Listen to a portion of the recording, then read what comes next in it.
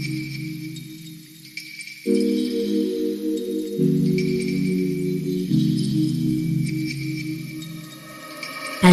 বন্ধু, আজকে একটা নতুন ভিডিও নিয়ে চলে এসেছি তোমাদের সাথে। আমার ছেলেকে কীভাবে মাছের ঝোল রান্না করে খাওয়াবো তোমার সাথে পুরোটা শেয়ার করতে। চলো, প্রথমে প্রেশার কুকারে সিদ্ধ করে নিলাম বিট, গাজর, আলু, পেঁপে আর হচ্ছে টমেটো। প্রেশার কুকারে সিটি মেরে রেখে দিলাম। এবার তেল গরম করে মাছ ভেজে দিলাম।